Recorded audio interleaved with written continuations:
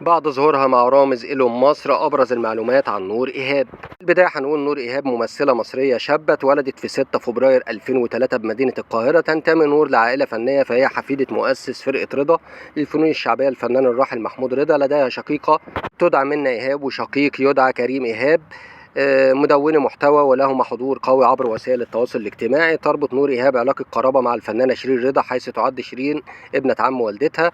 بدأت نور مسيرتها الفنية في ال14 من عمرها في عام 2015 بمسلسل يوميات زوجة مفروسة الموسم الأول. شاركت نور في أكثر من 30 عمل درامي وسينمائي رغم عمرها الذي لا يتجاوز 21 عام. أبرزها أبو البنات مع مصطفى شعبان واختيار إجباري ولعبة نيوتن ومسرحية الصندوق الأحمر ومسلسل إلا أنا، حيث ظهرت في إحدى حكايات بدور إيمان ومسلسل كلبش 3. وفي 20 ديسمبر 2022 أعلنت نور خطبتها على الفنان نور بدر. تعرف الثنائي خلال تصوير مسلسل إلا أنا 2، حيث وقع في الحب ثم تمت خطبتهما، ولكن لم تستمر علاقتهما طويلا، حيث أعلن انفصالهم عقب قرابة عامين.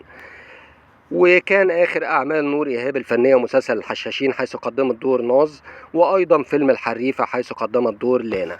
تتميز الفنانة نور إيهاب بموهبتها الموسيقية بجانب التمثيل، حيث تعزف على آلة البيانو منذ 9 سنوات.